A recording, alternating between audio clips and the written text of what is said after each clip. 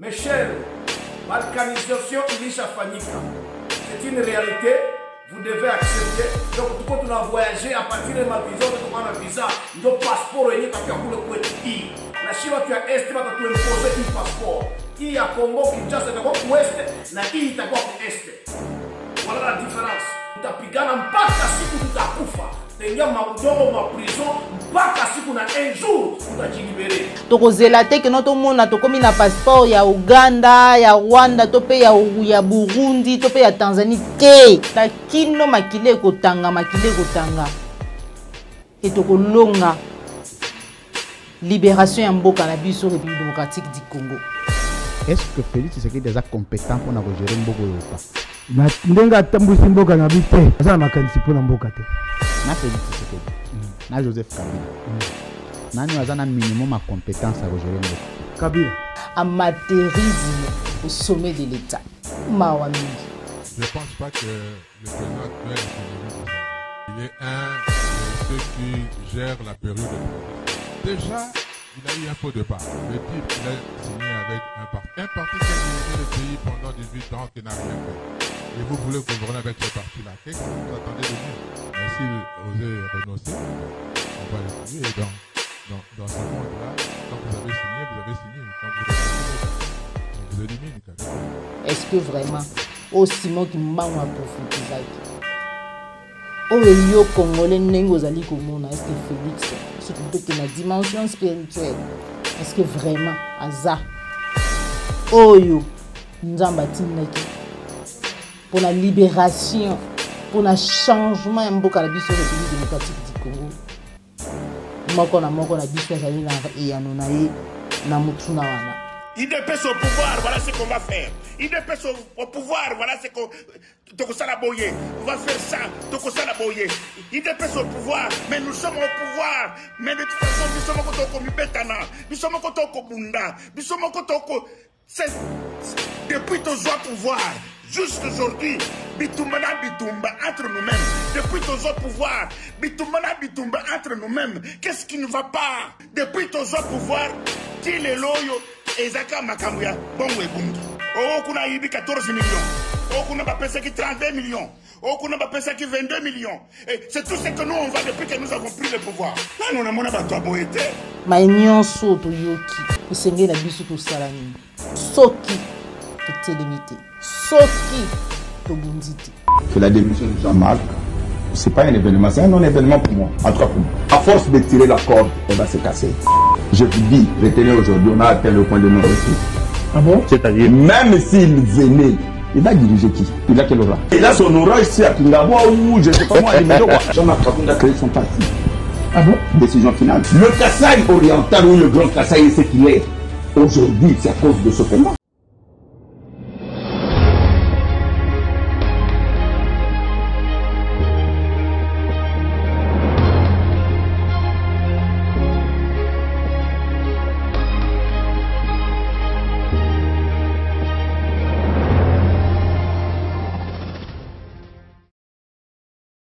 Bozali Belé, Mbote Bakolo Congo, Bandeko Balandi, Plus Clair Télévision, la chaîne de vérité, la chaîne qui vous informe en temps réel, Mbote Nabino. Merci Nabolingo pe na confiance au chaque jour. Bozali ko renouveler na Katia la chaîne de vérité. Voilà pourquoi Mukolo Mwalelo, vous allez samedi 22 janvier 2022, Maman Joël Kombe. Na koti na bandako Nabino, na numéro ya sika. Il y a émission vérité de tous côtés pour tout sur la mboka, tout sur la mambi matali mboka na biso République démocratique du Congo. Mais kasi yambo vraiment na banda masolo na biso mukolo mwalelo pour tout solo là tout dénoncer tout interpeller na kopesa matondo mingi na équipe to kiniki applique Clair Télévision. Merci na Joël Gonago chasseur d'images aux amis ici ma caméra. Merci na Cordo Mafuku na Popo la Yombe sans oublier Jacques Makabou wanezali équipe ezali ko accompagner biso na musala ya kopesa bino ba sango en rapport na matali mboka na biso République démocratique du Congo.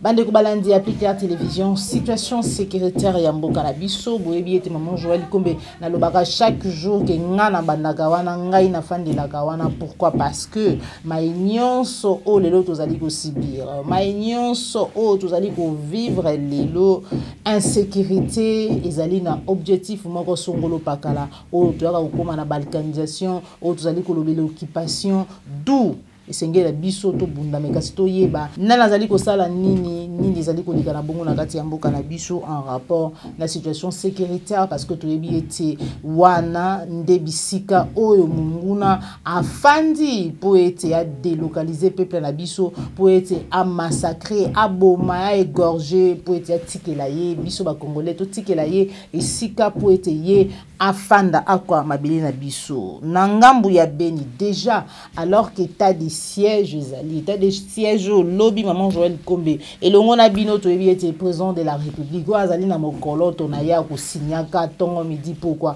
auta ki bongo ko bakisa 15 jours lié na état de siège pour na ko proroger état de siège mais alors que bandeko oya biso bazali ko kufa chaque jour to yoka ki sango ya artiste rappeur musicien Black Baluma Kei sango ya liwa ya ndeko Yves bazali bongo ba congolais ebele lelo kaka na utoko la kisa vidéo moko batindela ki oh maman Joël Kombe ebele tozali ko mituna est ezali bongo na Nigeria to bisika o ba djihadiste bazali to na République démocratique du Congo ebele balobi maman Joël ezali na mboka na biso te mais soki ezali vraiment na kati ya mboka na biso na maïnion zali ko salema en sécurité ko silate chaque jour bande ko bazali ko kufa alors que tozali na état de siège.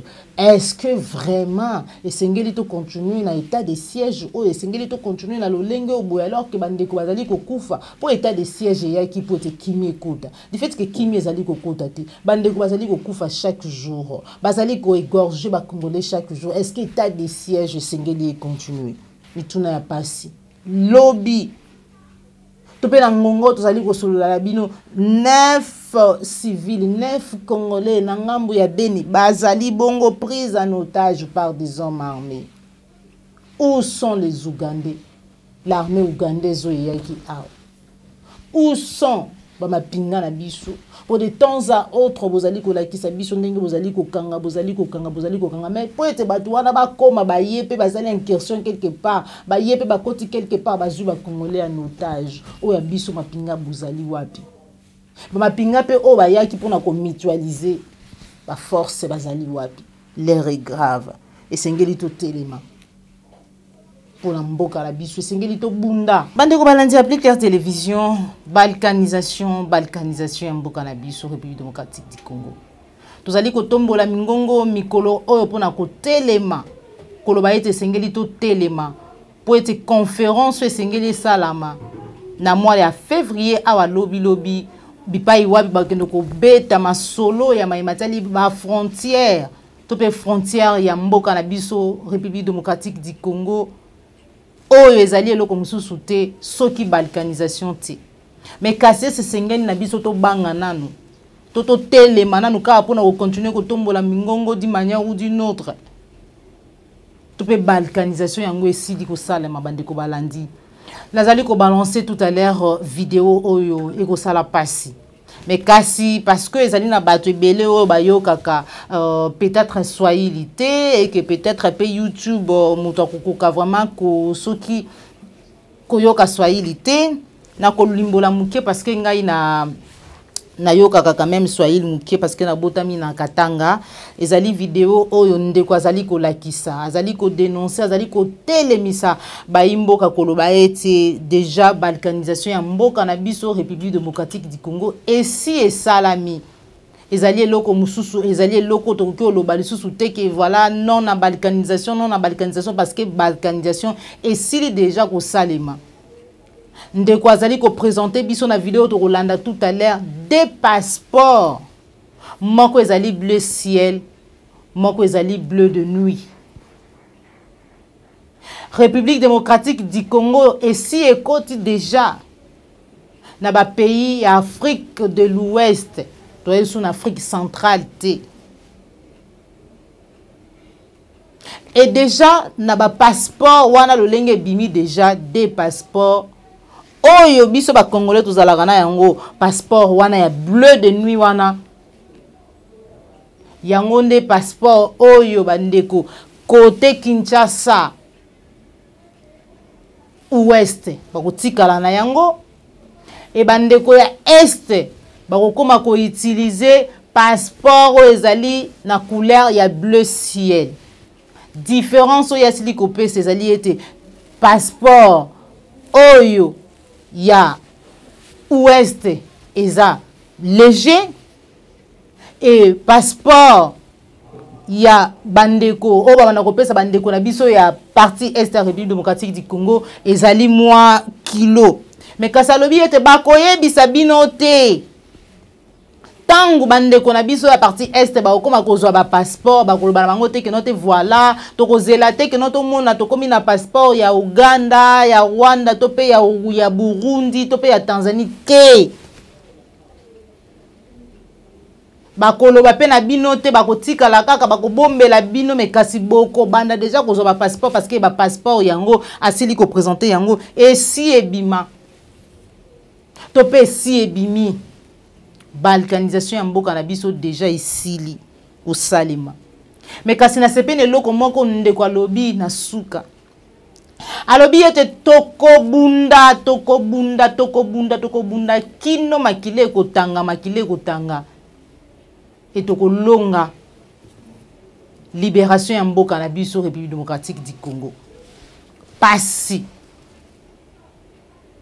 abi ba ko imposer bino ba ko imposer bandeko parce que zaki ko s'exprimer na Swahili alobi ba ko imposer passeport oyo na biso bato tozali na ngambu oyo tokozala kozwa yango ndenge wana balkanisation mboka na biso est-ce qu'il faut to monela ngo lisusu na lolenge mususu il faut ba loba ke non voilà to kati to sali boye to zongisi boye po ete to loba tout comprendre que le pays est déjà balkanisé.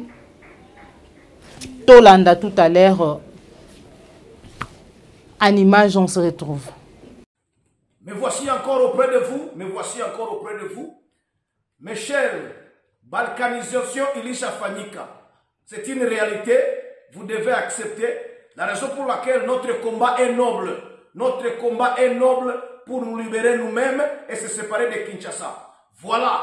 On a post office ya Bukavu kwenye mlikuwa mnatosha ma passport kulilungulaka kulishaka lungula na mko na information ya kwamba mnajua kama Congo ilishakuwa parmi East African Community. Donc Congo ilishaingia mu mapays ya East Afrique, Sudan, Kenya, Uganda, Rwanda, Burundi na Tanzania. Alors biko wanatafuta sasa shie batu ya Est batupatie hii passport tuingie mu Eastern Community. Donc tuko tuna voyager à partir de ma visa tutakuwa na visa ndio passport yenyewe takia kule kwetu hii. Habata bambia na banawafuchika mais voilà les vraies informations. Donc balkanisation chaque na shiba tu ya Est bata tu imposer hii passport. Hii ya Congo Kinshasa itakuwa ku West na hii itakuwa ku Est. Voilà la différence. Différence enjoy. Hii iko nani sana na hii iko un peu tege sana. Njo carte na kia kule kwetu na hamuna shua munaya kama mkoke na shua. Munayua kama mkoke na shua. Vous êtes un peuple munaitikaka tu. Munaya kama mkoke na shua. Mais tuna décidé kushimama tutapigana mpaka siku tutakufa. Tengia maudongo ma prison mpaka siku na un jour tutajilibere. Mungu awabariki. Merci sana.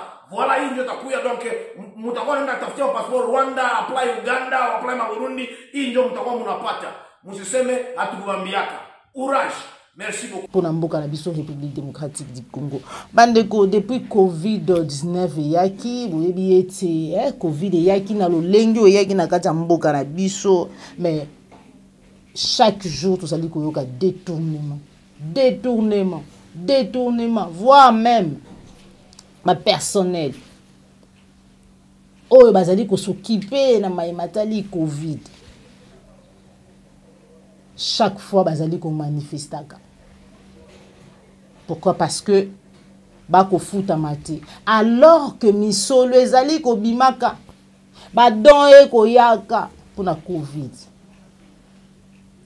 Toko yoka ka ba détournement. Lelo bako beta lisolo ya plus de 600 000 dollars détournés. Mon ezalaki à Covid-19 na ex-hôpital général Mamaye. Et finalement, détournement na détournement. Détournement na détournement. Alors que tango bozali ko yana bokambi mboka, alors que tango bozali ko prêter ba serment, alors que tango boko giraka boko lobaka ete bozali ko servir peuple, mais en réalité peuple wana beaucoup servir yete. Mais na fin fond na bino na kati na bino boyebi yete posa na bino susu na bino ezali ko boma mboka. Bona no ekufati. Posa na bino ezali ba intérêt na bino. Pour suka wapi. Na lolenge o chaque jour vous allez komimela biso. Pour déjà gouvernement oyo régime oyo elakisi ba limite na yango na niveau oyo esenga ta mususu mutu sengeli azala vraiment aveugle ya kanga miso mona kati pour amona te insuffisance pour amona te incompétence mais ata mutu aza aveugle akoki oyoka akoyoka ka akomona pour komona esenga kaka te miso bandeko balandi gestion ya mboka bokambi ya mboka vision ya mboka to mona ki union sacrée ya boye bato bakumbani lokola mopepe union sacrée vision ya chef de l'état mais atako ngonga moko bandeko na biso misusu ba congolais bazali na lolenge o bakumba maka o bakendaka o bazali na lolenge na bango mais à un certain moment congolais azalaka na franc parler moko soki alobi aloba likambo ndenge yali na franchise moko tolanda nanu mwana mboka Mike Mukebai en rapport na matali gestion vision ya président de la République. Est-ce que vraiment Félix Antoine Tshisekedi par rapport na moninga na yo ya kenda son partenaire par rapport na bokambi ya mboka compétence gestion ya mboka nani azana nani akoki kokamba mboka malamu nani azali kokamba mboka nani akambi mboka malamu nani azali na makanisi azali na vision azali na bwanya azali na mayele ya bokambi ya mboka. On se retrouve tout à l'heure. Honorable Mike Mukebai, est-ce que Félix Tshisekedi est compétent pour gérer mboka ou pas? Na ndenga tambusi mboka na bité. Bon des fois Félix Tshisekedi ezarani. Ya Félix Tshisekedi. Makanisi aza nango na aza makanisi pona mboka te. Makanisi pona mboka c'est-à-dire quoi? Mayele. Za makanisi pona mboka te. Ngalobi bato bayoki. Ndeko Mike Mukebai. Na Félix Tshisekedi. Na Joseph Kabila. Nani azana minimum à compétence à gérer mboka? Non. Nani azana minimum ya compétence pour gérer mboka yo? Kabila. Premier semeur de trouble na kati ya union sacrée. Comment nena? Premier semeur de trouble na kati ya union sacrée. Ah, na moi le quoi Kabunde. Le quoi Kabunde. Moïse Katumbi à la niveau d'étudier. Moïse Katumbi a suki ben a diplôme d'état. Papa ya Moïse Katumbi aza ya école nini? Ali Mopaya, Ali Moyuda. Moyuda. Ndeko Mike Mukebai Nkoso na kati ensemble. Soko ozana moto yo kosenga Moïse Katumbi bocha pembeni pour la bonne marche à partir. Eko zana. Netamboleli ya kisasa moto azo bebisa biso to tambo malamu te comme Francis Kalombo. Francis Kalombo.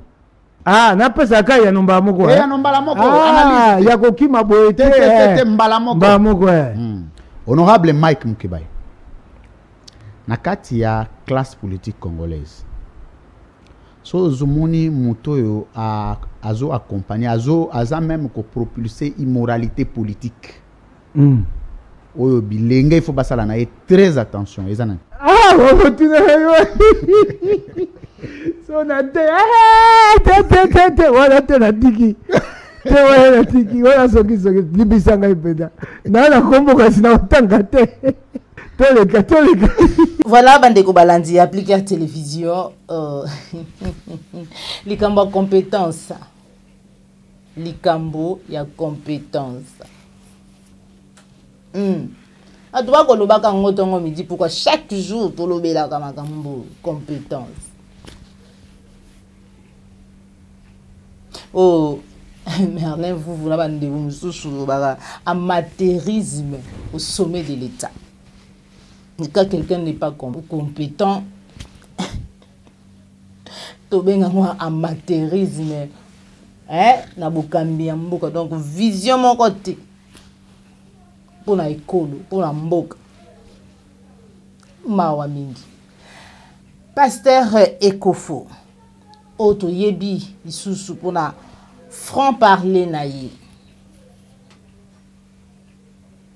Alobeli maïbatali régime actuel. Ma prophète, ma prophétesse.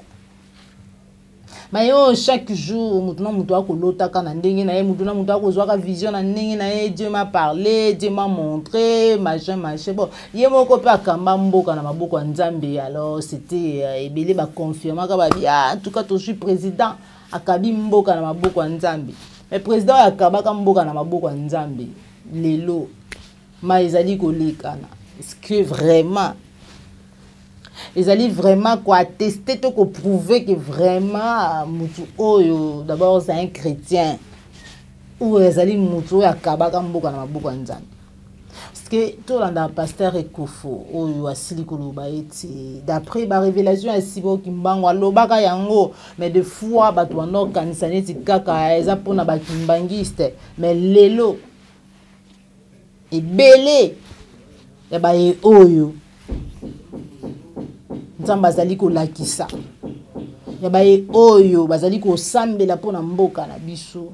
Basi ba comprendre pe ba ko comprendre d'où esengeli to sambela pona mboka na biso parce que jusque là nanu toujours président l'éli l'envoyé de Dieu.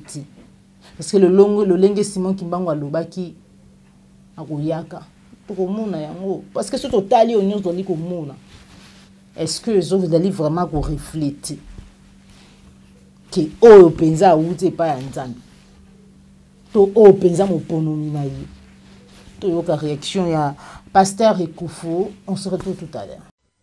Papa Simon Kimbango l'avait déjà annoncé depuis longtemps que nous allons traverser des moments difficiles, mais il y aura un élu du Seigneur qui viendra et les choses vont changer. Complètement changé. On avait pris ça à la légère. On pensait que ce sont les Kibanguistes qui faisaient ça. Mais tous ceux qui prient pour l'avenir du Congo ont prié. Le Seigneur a révélé exactement que ce que Kibango avait dit, ce n'était pas de sa bouche, c'est le Seigneur qui a parlé et que c'est vrai. Ça va arriver comme ça. Je ne pense pas que le président actuel, c'est l'élu du Seigneur. Il est un de ceux qui gèrent la période de transition, mais ce n'est pas encore l'élu du Seigneur. L'élu du Seigneur viendra. Ça, c'est ma prière. Je prie pour que devienne Jean-Baptiste pour préparer la montée sur le trône du Congo de l'élu du Seigneur. Ça, c'est ma prière. Ne pensez pas qu'il fera comme une baguette magique, laver les cerveaux, enlever tout, change, non. Déjà, il a eu un faux départ. Le deal qu'il a signé avec un parti qui a dirigé le pays pendant 18 ans, qui n'a rien fait. Et vous voulez gouverner avec ce parti-là. Qu'est-ce que vous attendez de mieux? Déjà, le départ était faux. Il va peut-être changer les choses petit à petit, je ne sais pas. Mais il aura des difficultés pour le faire. À moins qu'il renonce à ce qu'il a fait, à pris comme engagement. Mais s'il osait renoncer, ben, on va le tuer. Dans ce monde-là, quand vous avez signé, vous avez signé. Quand vous renoncez, ben, on vous élimine carrément. Ouais. Il faut prier pour notre président. Et prier pour notre... Andeko balandi tolandi réaction ya pasteur Ekofo franc parler na ye ndenge kaka na uto koloba avant tolanda ye mayenyo tozali ko vivre mayo tozali ko mona ndenge même Mike Mukeba ya lobi ndenge yo po lobaka ndenge yo po zali ko mona. Est-ce que vraiment au Simon Kimbango a prophétisaki oyo yo congolais ndenge ozali ko mona? Est-ce que Félix ce qui plutôt que na dimension spirituelle, est-ce que vraiment Aza oyo nzamba tindaki pour la libération, pour le changement de la République démocratique du Congo. Moko na biso azali na yanonaye na mutuna wana. Bande ko balandi applique la télévision dozali toujours kokoba na maimatali gestion. Oyo eye lususu ko confirmer to pe ko certifier maye pasteur Ekufa lobi maye Mike Mukeba yazali koloba maye yo mutu ozali kolanda nga. Oko mona pe oko loba katongo midi pourquoi? Par rapport à la gestion du régime, par rapport à la gestion, il y a Félix Antoine Tshisekedi ou Azali Bongo na mokoloto. Banda régime ou ekoti, banda bandeko bayi. Chaque jour vol, détournement, vol. Un peu changer à détournement, vol. Mais il y a l'eau moko qui moyibi. Chaque jour kondongwana na kondongwana na kondongwana na kondongwana na kondongwana. Et loko basali. Tolandaye, on se retrouve tout à l'heure. On n'a rien fait jusqu'aujourd'hui. IDPS au pouvoir, voilà ce qu'on va faire. IDPS au pouvoir, voilà ce qu'on... Tokosala Boye, on va faire ça, Tokosala Boye. IDPS au pouvoir, mais nous sommes au pouvoir. Mais de toute façon, nous sommes au Mibetana, nous sommes au Bunda, nous sommes au... Depuis ton joie pouvoir, jusqu'aujourd'hui, Bitumbana Bitumba entre nous-mêmes. Depuis ton joie pouvoir, Bitumbana Bitumba entre nous-mêmes. Qu'est-ce qui ne va pas?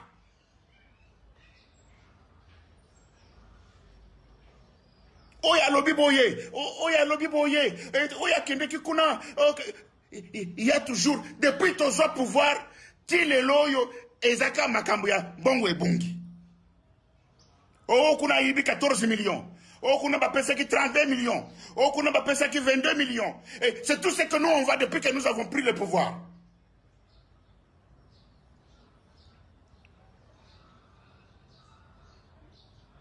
Nini oyo. Nano na monite, nano na mona bato aboyete. Nano na mona bato aboyete. Nano na mona bato aboyete. Depuis ton joie pouvoir, tile lo bitumba na bitumba. O kuna lobi boye, o kuna zui kuna 14 millions et bongi, 20 et bongi, 45 millions et bongi, o tout ça. Mais ce pays a été dirigé avant biso ton joie pouvoir, ils ont dirigé pas batou. Toyoka kama makambo boyete. Toyoka kama makambo soni boyete. Mais qu'est-ce qui fait que biso tos yeux pouvoir Butumoi boni kuna bayibi mbongo. O boni kuna bayibi mbongo. Batuana bazakolo ba makambo wana ya bayibi mbongo. C'est nous-mêmes. Nous-mêmes, oh bazako bimalibanda ke mbongo ebongi kuna biso moko bana IDPS. Ba oyo bazako lekana ba media pona koloba mabe ya bana IDPS, ya ba membre ya IDPS, ba dirigeant ya IDPS, biso moko bana ya IDPS. Bande ko balandi tolandi ya tolandi biso nyonso na bukebi nyonso déclaration ya moko ya ba IDPS o azali bungo ko se plaindre koloba avant bango baya izali na bato bajiraka nanu toyokaka degré ton niveau ya ba détournement de koyoka lelo et ba ngo confrère na ngai moko utoko ba kinote Kabila zaki koyiba biso biloko oyo biso zaki koyoka meto mona rati ba diamant cuivre biloko minene mais régime oyo Félix et Fachi Béton, hein, azali koyeba le peuple d'abord, azali koyiba biso otoko mona. Ya pasi wana oba oneti ba ko boto la ona maboko. Est-ce que ma union so to mona? Ma union so to yoki. Esenge na biso to salani. Soki to telemité. Soki Bunditi. kaka na ngambo ya IDPS bandeko balandi lelo kaka na élément na otolo ba pona bato balandaki na bime to ko comprendre te to peut niveau ya théâtre on dirait les kanindelo bato tout ba déclaration comme désavou soutien au président de la République soutien lobby gaz lacrymogène massa c'est betina na limité. Pourquoi? Parce que la police singeli est dispersée. Bato na siège à limité pour réunion moko ya ba secrétaire généraux ya IDPS selingaki sala. Mais finalement parti au pouvoir et le balongo lui France que ça dit comment qui parti vraiment politique un peu retiré en 2012. Ba déclaration na ba déclaration ma finga na ma finga Jean-Marc Kabund moi yé na ngam na biki na ta ko démissionner théâtre obino boyela ki biso pour total bo distraire peuple mais peuple déjà ça tellement na longueur d'avance la vitesse moko obino bo kanza ki notre peuple za no peuple wana obo za ko kosa il y a 5 ans il y a 10 ans il y a 15 ans passés.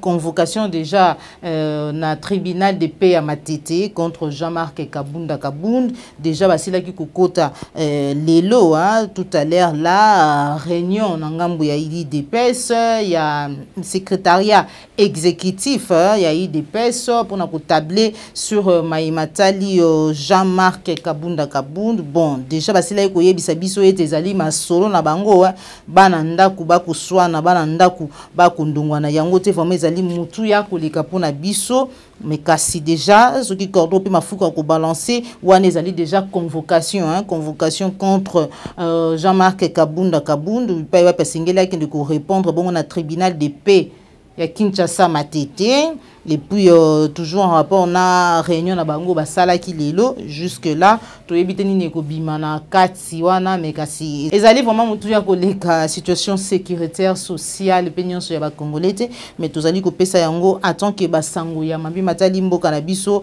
République démocratique du Congo. Tokozela total en image le lengeni déjà Augustin Kabuya abuti kokoma pour na réunion ya exécutif ya IDPS et puis na suka na yango ta mususu lobby dimanche to pe lundi to koyeba nini o elobami na kati wana à titre ya information. Du secrétaire général à la permanence avant la réunion d'aujourd'hui. Voilà.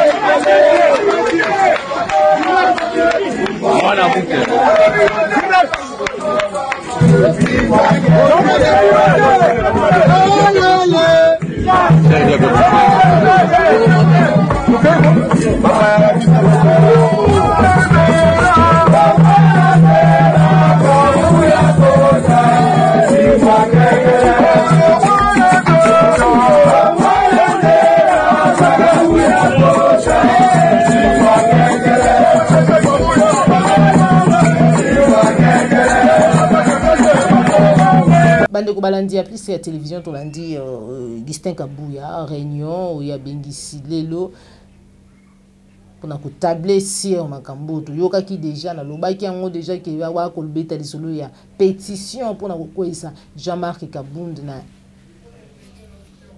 présidence intérimaire ou yazali ko sala en tant que président intérimaire na kati ya IDPS. Professeur Chilumbu Aloubi. Tout l'annonce retrouve tout à l'heure. Que la démission de Jean-Marc, c'est pas un événement, c'est un non-événement pour moi, en tout cas pour moi. Moi, ce qui m'importe plus, c'est l'avenir de l'UDPS. Il doit démissionner aussi de l'UDPS parce que là, c'est... Non, mais bon, en tout cas, moi, je crois que la base du parti l'a désavoué. Qu'il laisse. À force de tirer la corde, elle va se casser. Je vous dis, retenez aujourd'hui, on a atteint le point de non-retour. Ah bon? C'est-à-dire, même s'il venait, il va diriger qui? Mais quel aura de Kabund aujourd'hui l'UDPS? À part qui c'est qui dit? Il a quel aura? Kabund n'a pas d'aura. Où?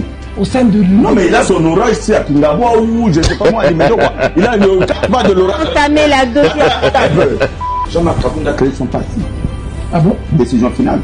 Le Kasaï oriental ou le grand Kasaï, c'est qu'il est aujourd'hui, c'est à cause de ce combat. C'est de la victimisation. Ce n'est pas de la victimisation, je vous explique l'investissement, le capital que nous avons mis dans cette affaire pour que Félix arrive là. Pour nous produire cette gestion ici, malheureusement. Non, si vous voulez qu'on parle de la gestion, je suis très à l'aise. Il faut pas embrouiller l'émission. Si vous voulez qu'on parle de la gestion, je suis très à l'aise.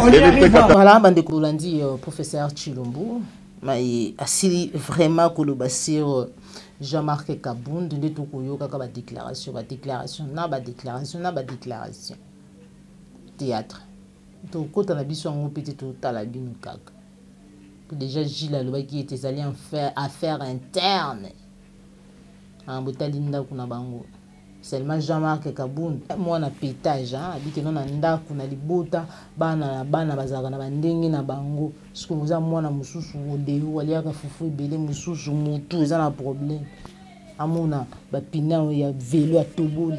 Ça c'est Jean-Marc Kabound. Passe. Bandeko balandi maetali misolo détournement ba investisseur na katamboka na biso République démocratique du Congo. Chaque jour, nous allons koyoka ka ba coopération. Chaque jour, nous allons koyoka ka makambo belé oyo. Ba koyebisa ka biso mais lelo toyoka ki likanise ya ki sous projet de développement ya base ya 145 territoires. Ba projet zali koyaka koya. Sony. Ba projet zali koyaka koya. Mais oh déjà et si il y a les bungutulu to mona eloko moko te ceux qui détournent mati pour la mboka na biso apparemment to yeba lusu eloko mususu te ceux qui détournent mati bipai wapi lelo babi ba chinois bandimi ko accompagner République démocratique du Congo pour la mise en œuvre ya projet ya développement à la base ya 145 territoires.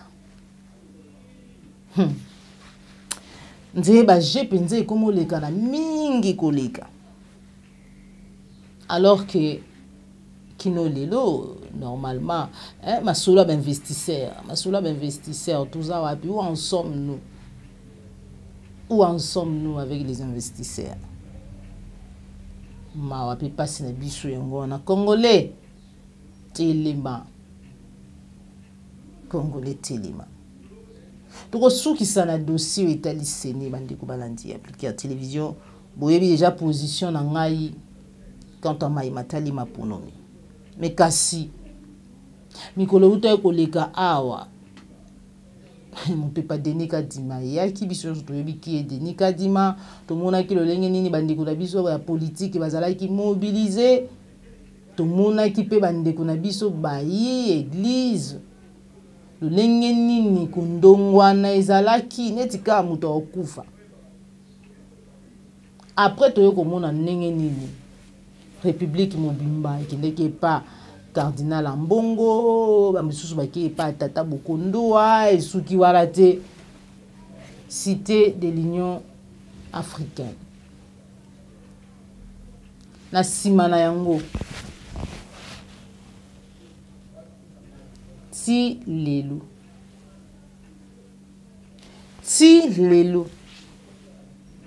mikolo moko aboto yoka ki mupepe moko boyi yo chaka boyi eyaki lelo sans suite ipai wapi na mboka Martin Fayulu na etumba na ye na makambo ya salaka ye moko la ndenge na ya biate batata ya ecclesia babengisi to se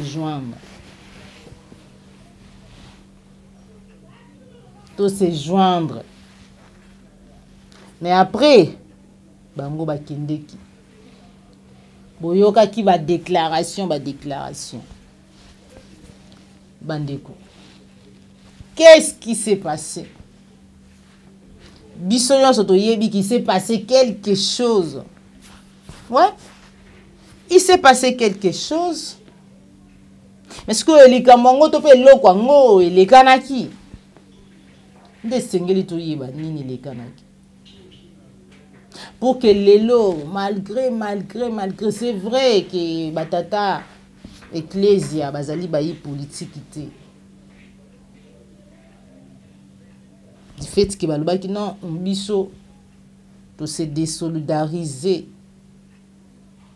Est-ce que zalaki diversion te? Est-ce que zalaki parce que zalaki après bokutani bande kwa ka info bakomi balobi affaire seni to pe seni cordo pe mafriko ça musala na yo $20,000 américains à chacune des 6 confessions religieuses pour amadouer leur frère contre Denis Kadima. Bande kwa ka info bakomi balobi ete misolo bimaki $120,000 oyo chacune des confessions 6 confessions religieuses bazwa ki 20,000 pour ete bakitsa kanda na bango contre Denis Kadima oyo toyokaki lolenge ba confession religieuse misusu malobaki. Est-ce que yango nde toko mona silence autre moni mainyo parce que après wana touti koyoka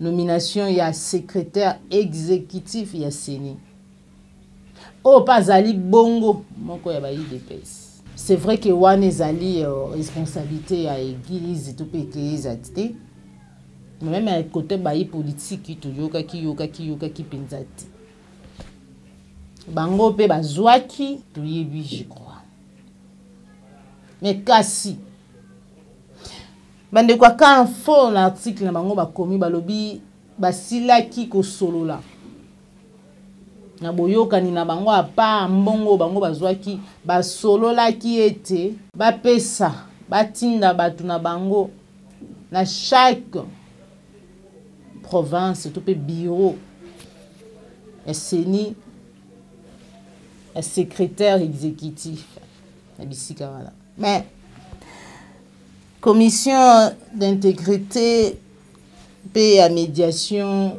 électorale oyo normalement selon batu ya ka info d'après information bango bazwaki balobi ete misolo wana bango nde bapesaki na batu wana bango basili koloba ete mayiwana ezali lokuta etikala kosala mapete et voilà etikala kosala mati question mark soki pe bakondima bandeko balandi ezali kosala pasi totelema tobunda mpona mboka na biso totelema tobunda mpona mboka na biso bandeko bazali kokomela maman Joël oui maman Joël to dénoncer totelema to dénoncer maimatali go pass to dénoncer yango go pass to lobela ngo sous régime ya Kabila bandeko baye awa na habité sona kozana capacité ya kobimisa image ya 2 ans passés marche moko esalamaka awa na Kinshasa lipai wapi bana mboka bazalaki kosenga suppression ya go pass à l'époque régime oyo na opposition toyebi nini oyo ezalaki koloba masi misolo ya go pass lelo régime à le peuple d'abord bato bazalaki vraiment balobaki nous au pouvoir baya c'est quoi la suite ya go pass misolo wana ya go pass kino lelo esila kaka te o ezongaka soki wapi explication eyeba na kati peuple alingi suppression ya go pass de même ndenge peuple alingi suppression ya ram bozalaki ebele bayekokotiaki biso na bandako na bino bandeko balandi applique la télévision la chaîne de vérité merci na confiance pe na bolingo na bino vous continuez vraiment ko s'abonner na kati ya la chaîne de vérité merci na ba suggestion merci na ba conseil merci na ba reproche na bino merci na ba union so vous allez soutenir maman Joël Kombe de près ou de loin Tokutani bongo mbala sima soki nkola bateli biso. Merci na Jacques Makabou prompt rétablissement. Merci na Jean Bembi West. Félix Mbatika Mwaboko Banque, Papa Laurent Bongonza, Bosaniti Dominique Sanal, Nabaïnyonso Bozali Bélé, Papa Simon Bionco, merci na Christian Mopati le référendum depuis Paris. Donc tu as dit bon mbala sima soki nkolo abateli biso, c'est pas là qu'une émission la équipe partagée. Ezali mbala liboso na biso ko bosana te ko s'abonner na kati à la chaîne de vérité, la chaîne qui vous informe à temps réel. Au revoir.